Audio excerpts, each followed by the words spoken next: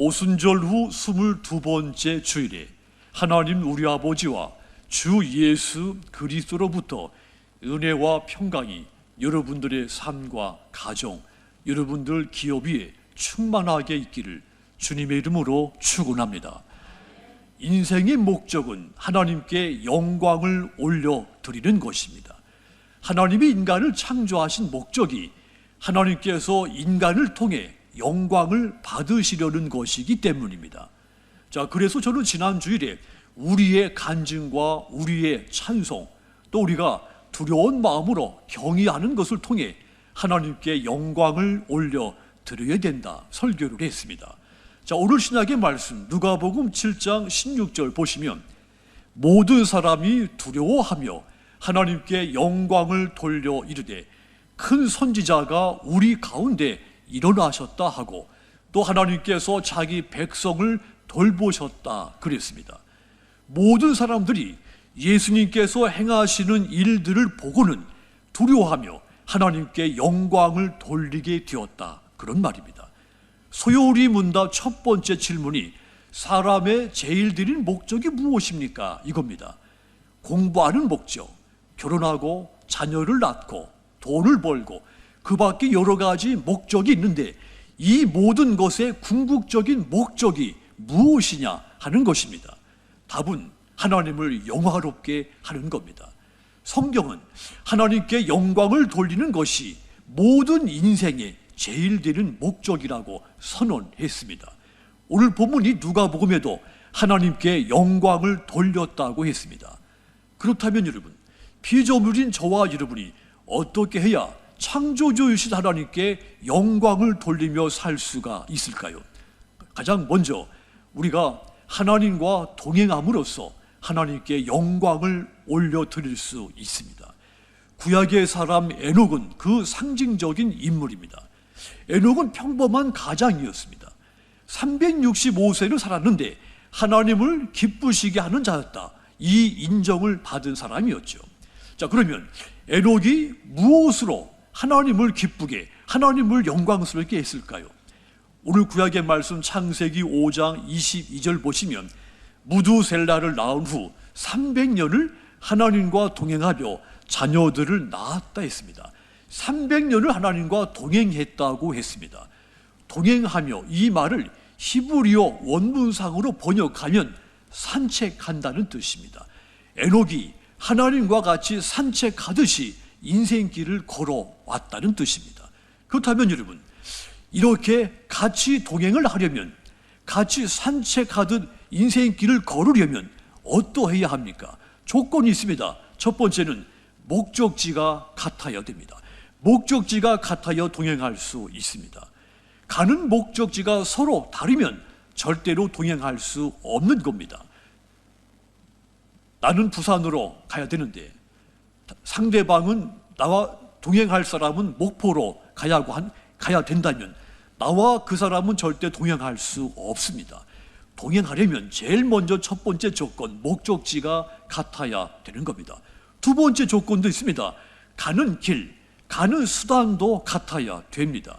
목적지는 같아도 목적지에 이르는 길은 여러 길이 있기 때문이죠. 부산이나 목포로 가는 이 목적은 같지만 가는 길은 다 다릅니다. 고속도로로 갈 수 있고 국도로 갈 수 있습니다. 지방도로도 갈 수 있죠. 가는 길이 다르면 절대 동행할 수 없습니다. 가는 수단도 여러 가지가 있습니다.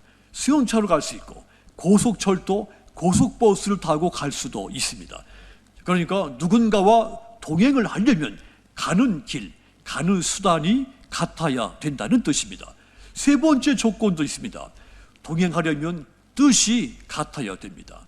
만약 선교 여행을 가는데 한 사람은 선교하는 데 뜻을 가지고 있습니다. 자, 그런데 다른 사람은 관광하는 데 뜻을 가지고 있습니다. 그러면 그 선교 여행은 동행이 될 수가 없습니다. 동행하려면 뜻이 같아야 됩니다. 그렇습니다. 하나님의 목적이 내 목적이 되고 하나님의 길과 수단과 방법이 나의 길, 수단, 방법이 되고 하나님의 뜻이 내 뜻이 될 때 내가 하나님과 동행할 수 있는 겁니다. 에녹의 믿음과 삶이 그러했던 겁니다. 자신의 목적이 따로 있었던 것이 아닙니다.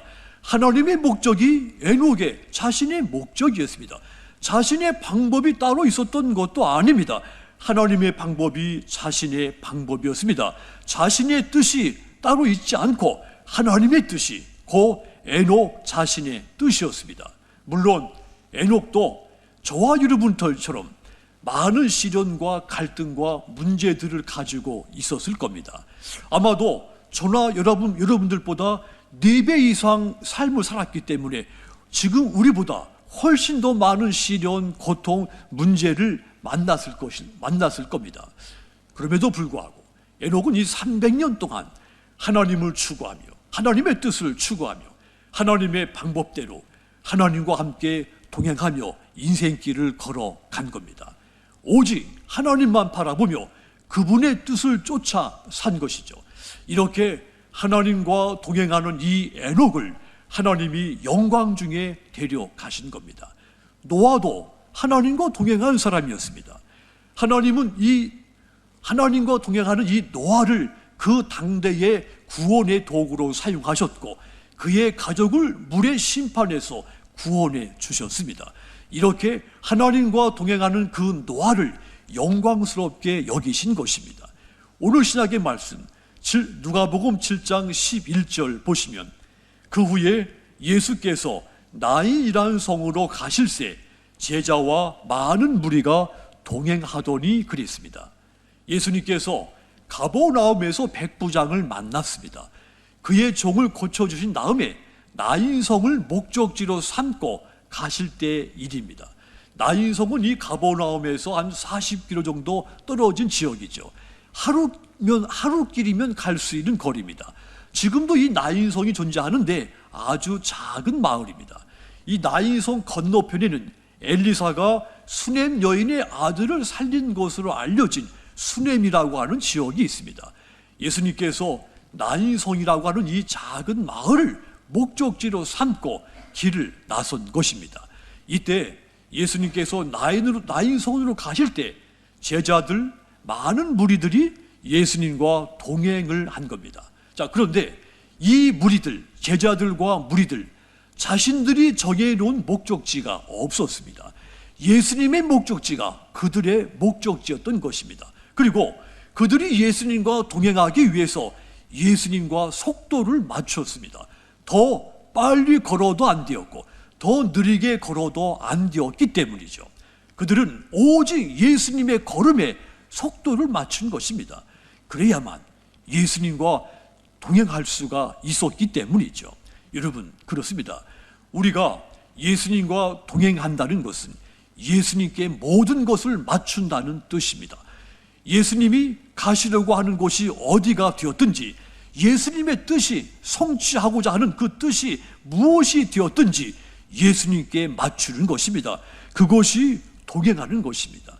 그렇게 예수님께 보조를 맞추며 예수님과 동행한 제자들과 무리들 나인성의 성문 앞에서 놀라운 하나님의 능력을 체험하게 되는 겁니다.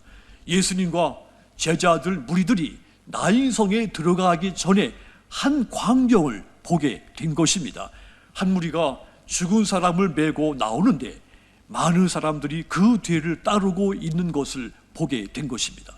과부의 젊은 아들이 죽어 묘지로 향하고 있었던 것입니다. 그때 예수님께서 이 과부의 죽은 아들을 살려내셨습니다. 그 순간 예수님을 따라 나섰던 이 무리들 눈앞에서 죽은 자를 살리시는 그 하나님의 능력을 보게 된 겁니다. 만일 이 무리들이 말이죠, 예수님과 지금까지 동행하지 않았다면 절대 볼 수 없는 일, 절대 체험할 수 없는 일이 그들 눈앞에서 일어난 겁니다. 그렇습니다. 누구든지 예수님과 동행하는 사람이 하나님의 능력을 체험하게 되며 하나님의 구원을 얻을 수가 있게 되는 겁니다. 예수님과 동행했던 사람들이 예수님을 통해서 놀라운 기적을 목격하고 체험을 할 수 있었다는 뜻입니다. 그리고 그 체험을 통해서 하나님께서 자기 백성을 돌아보셨다 하며 그 하나님께 영광을 올려드렸다고 했습니다. 누구든지 언제든지 예수님과 동행하는 사람이 하나님의 구원을 얻게 되며 하나님의 능력을 체험하게 돼서 그 하나님께 영광을 올려드릴 수가 있는 것입니다. 그러므로 여러분들도 일평생을 이 에녹같이 주님의 제자들과 허다한 무리들같이 예수님과 동행하셔서 하나님께 큰 영광을 돌리시는 믿음의 여러분들 다 되시기를 주님의 이름으로 축원합니다. 또한 우리가 하나님께 영광을 올려 돌리려면 두 번째 우리가 해야 할 것이 있습니다. 우리가 주님의 은혜로 변화가 있어야 됩니다. 내게 변화가 없으면 나의 삶을 통해서 하나님을 영화롭게 할 수가 없습니다. 변화로서 하나님께 영광을 돌릴 수가 있는 겁니다. 세상 사람들, 하나님을 보여주면 내가 하나님을 믿겠다, 이 말을 가장 많이 하죠. 그렇다면 우리가 하나님을 어떻게 보여줄 수가 있을까요? 바로 우리의 변화된 삶을 통해서 살아계신 하나님을 보여줄 수가 있습니다. 하나님을 믿고 변화된다는 것, 그 자체가 하나님이 살아계시다고 하는 증거인 겁니다. 하나님이 살아계신 것이 나를 통해 믿지 않는 사람들에게 드러난다면 그것이 곧 하나님께 큰 영광이 되는 것입니다. 오늘 신약의 말씀 누가복음 본문에서도 나인성 과부의 집에 일어난 이 큰 변화를 통해 하나님이 살아계신 것이 증거됐고 모든 사람들, 많은 사람들이 그 일로 하나님께 영광을 돌리게 되었다고 했습니다. 누가복음 7장 12절 보시면 성문에 가까이 이르실 때 사람들이 한 죽은 자를 메고 나오니 이는 한 어머니의 독자요 그의 어머니는 과부라. 그 성에 많은 사람도 그와 함께 나오거를 그랬습니다. 과부의 아들이 죽었고 사람들은 그 죽은 자를 메고 성문에서 나오는 중이라고 했습니다. 그렇다면 예수님과 나인성에서 만난 이 과부, 하나님을 믿지 않는 여인이었을까요? 그래서 이 큰 슬픔과 고통을 당해야 됐을까요? 그렇지 않습니다. 이 여인, 이스라엘 사람으로서 하나님을 경외한 경건한 여인이었습니다. 그럼에도 불구하고 이 감당할 수 없을 슬픔과 불행이 그녀에게 찾아온 것입니다.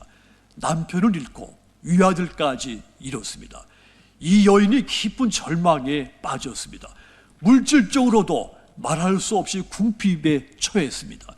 그런데 거기에다가 미래에 자신의 삶을 의지하려고 했었던 아들마저 잃은 겁니다. 의지하려던 이 아들이 죽었으니 이 여인은 소망이 끊어져 버린 겁니다. 하지만 여러분, 이것보다 더 견딜 수 없는 것이 있습니다. 신앙적인, 영적인 좌절감입니다. 내가 하나님을 믿고 섬기며 거룩하게 경건하게 살았는데 어떻게 나한테 이런 일이 일어날 수 있다는 말인가? 그러니까 이 여인 육체적으로, 정신적으로, 영적으로 깊은 시리에 빠질 수밖에 없었던 겁니다. 참으로 안타깝고 불행한 일이 그녀에게 닥쳐온 것입니다. 그런데 그때 13절 보십시오. 주께서 과부를 보시고, 따라합시다. 불쌍히 여기사 울지 말라. 예수님께서 과부를 만나시며 과부를 보시고 불쌍히 여기사 울지 말라고 위로해 주신 것입니다. 예수님께서 소망이 끊어져 버린 이 여인을 불쌍히 여기신 것입니다. 예수님은 내가 이 여인에게 은혜를 부어주지 않으면 이 여인이 살아갈 수 없다는 것을 잘 아신 것입니다. 그렇습니다. 예수님은 저와 여러분에게도 마찬가지입니다. 우리가 주님의 은혜가 없이는 단 한순간도 한시간도 살 수 없다는 것을 잘 아시는 분입니다. 그래서 예수님은 저와 여러분들의 아픔과 눈물, 슬픔 외면하지 못하시는 것입니다. 여러분들이 남몰래 흘리는 눈물, 아픔, 그 고통 그냥 지나치지 못하시고 불쌍히 여기며 위로해 주시는 겁니다. 과부를 불쌍히 여기신 주님, 14절 보니까 가까이 가서 그 관에 손을 대시니 맨 자들이 서는지라. 예수께서 이르시되 청년아 내가 네게 말하노니 일어나라 하심에 그랬습니다. 예수님께서 관의 손을 대시고 청년아 일어나라 명령하셨습니다. 그러고 나자 15절 보면 죽었던 자가 일어나 앉고 말도 하거늘 예수께서 그를 어머니에게 주시니 그랬습니다. 죽었던 과부의 아들이 다시 살아난 겁니다. 여인의 집에 상상하지 못한 놀라운 변화가 일어난 것입니다. 결코 일어날 수 없는 변화가 발생한 겁니다. 이 땅 위에 지옥이 있다면 이 여인의 집이 지옥이었습니다. 하지만 이제는 이 땅에 천국이 있다면 이 여인의 집이 천국이 된 것입니다. 지옥이 변해서 천국이 된 겁니다. 그때 그곳에 모인 모든 사람들, 여인의 집에 일어난 이 놀라운 변화를 보고 두려워했다고 했습니다. 여인의 집에 일어난 이 변화, 여인과 청년의 노력으로 일어난 변화가 아니었기 때문이죠. 전적으로 예수님의 능력으로 나타난 변화를 보고 이 많은 사람들이 두렵고 놀랐던 것입니다. 하여 그들은 이 일을 통해서 하나님이 정말 살아계시구나, 이것을 깨닫게 된 겁니다. 그래서 이 놀라운 변화를 보고 두려워하며 하나님께 영광을 돌리게 된 것입니다. 사랑하는 성도 여러분, 저와 여러분도 영적으로 죽은 사람들이었습니다. 그런데 예수님께서 우리를 불쌍히 여겨 주신 겁니다. 주님의 그 보배로운 피로 우리를 사망에서 생명으로 옮겨 주신 겁니다. 저와 여러분이 하나님의 자녀가 되는 이 놀라운 변화가 우리에게 일어난 것입니다. 저와 여러분들이 구원받기 위해서 행한 것은 아무것도 없습니다. 우리의 구원이 전적으로 하나님의 은혜로 이루어진 것입니다. 그렇다면 여러분, 우리가 은혜로 구원을 받고 새롭게 변화된 이 모습을 많은 사람들에게 나타내 보여주어야 됩니다. 그로 인해서 많은 사람들이 하나님께 영광을 돌리게 해야 하는 겁니다. 자, 이러한 변화는 전적인 주님의 은혜로 이루어졌습니다. 그러므로 기도하십시오. 예수님의 은혜가 내게, 내 가족들에게 임해서 변화된 그 모습을 통해 하나님께 영광을 돌리게 해달라고 기도하시기를 바랍니다. 갈라디아서 1장 22절에서 24절까지 보시면 그리스도 안에 있는 유대의 교회들이 나를 얼굴로는 알지 못하고 다만 우리를 박해하던 자가 전에 멸하려던 그 믿음을 지금 전한다 함을 듣고 나로 말미암아 하나님께 영광을 돌리니라 그랬습니다. 바울이 어떻게 생긴 사람인지도 모르는 사람들, 그들이 전에 박해했던 이 바울이 복음을 전한다는 이야기를 듣고는 하나님께 영광을 돌리게 되었다는 것입니다. 본래 이 바울, 교회와 복음의 박해자였습니다. 그런데 그가 예수님을 만난 후에 온전히 변화가 일어나서 일평생을 이 복음, 천국 복음 전도자로 일생을 살아갔습니다. 사울이 바울로 변화진 삶으로서 하나님께 영광을 올려드렸던 것입니다. 성도 여러분, 건강한 신앙은 끊임없이 변화되어야 합니다. 아무 변화가 없다면 내 믿음이 죽은 것이거나 내가 어떤 다른 것에 관심이 집중되어 있거나 한 것입니다. 우리가 예수님을 처음 믿을 때보다 1년이 지나고 2년이 지나고 그 점점 더 변화된 그 성장한 모습으로 하나님께 영광을 돌려야 되는 겁니다. 그러면 여러분, 예수님의 전적인 은혜로 구원을 받고 변화되신 여러분들의 그 변화된 모습을 통해서 모든 일로 하나님께 큰 영광을 돌려드리기를 주님의 이름으로 축원합니다. 또한 우리가 하나님께 영광을 돌리려면 또 한 가지가 있습니다. 소문이 나게 해야 됩니다. 소문으로서도 하나님께 영광을 돌려야 되는 것입니다. 오늘 신약의 말씀 누가복음 7장 16절 17절 보시면 모든 사람이 두려워하며 하나님께 영광을 돌려 이르되 큰 선지자가 우리 가운데 일어나셨다 하고 또 하나님께서 자기 백성을 돌보셨다 하더라. 예수께 대한 이 소문이 온 유대와 사방에 두루 퍼지니라. 따라합시다. 예수께 대한 이 소문이 온 유대와 사방에 두루 퍼지니라. 아멘. 그의 가정을 통해서 예수님에 대한 소문이 온 세상에 퍼져 나간 것입니다. 그리고 과부의 뒤를 따랐던 많은 사람들이 주님께서 행하신 이 기적을 목격한 다음에 하나같이 하나님께 영광을 돌리며 고백하기를 하나님께서 자기 백성을 돌아보셨다 소리쳤다고 했습니다. 자기 백성을 돌아보셨다. 과부를 돌아보셨다는 뜻입니다.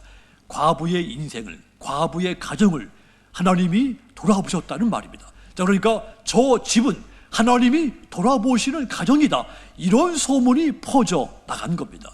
죽음만 있었던, 아주 슬픔과 불행만 가득 찼던 그 집에 이제는 예수님에 의해서 부활과 생명이 있는 집으로 소문이 난 겁니다.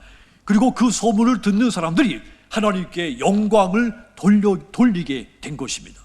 성도 여러분, 여러분들의 가정이, 저 가정은 하나님이 지켜주시는 가정, 하나님이 돌보시는 가정, 하나님이 뒤에서 밀어주시는 가정, 이 귀한 소문이 나기를 주님의 이름으로 축복합니다. 하여 이 귀한 소문들로 인해서 수많은 사람들, 살아계신 하나님을 노래하며 큰 영광을 돌리게 되기를 주님의 이름으로 축원합니다. 세상에는 좋은 소문도 있고 나쁜 소문도 있습니다.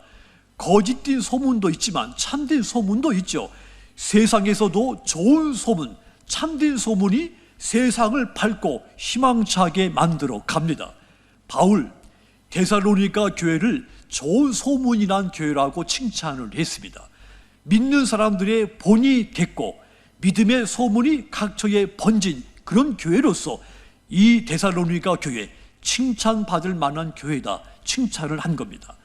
언제든지 좋은 소문을 내는 교회는 좋은 소문을 내는 교인들이 모여있기 때문입니다. 좋은 교인이 모인 곳에서 나쁜 소문이 나는 법은 없습니다.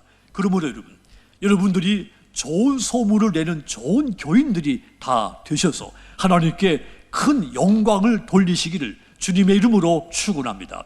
사랑하는 성도 여러분, 사람의 제일 드린 목적, 하나님을 영화롭게 하는 것이다, 하나님께 영광을 올려 돌리는 것이라고 했습니다. 그러므로 성도들은 무엇을 먹든지 무엇을 마시든지 어떤 일을 행하든지 오직 하나님께 영광을 돌리게 해야 됩니다. 특별히 오늘 말씀을 붙잡고 여러분들이 하나님과 영원토록 동행을 하시고 끊임없이 나를 주의 은혜로 변화시켜 나가고 좋은 소문을 듣고 좋은 소문을 퍼뜨려서 하나님께 영광을 돌리시는 믿음의 여러분들 다 되시기를 주님의 이름으로 축원합니다. 기도하겠습니다.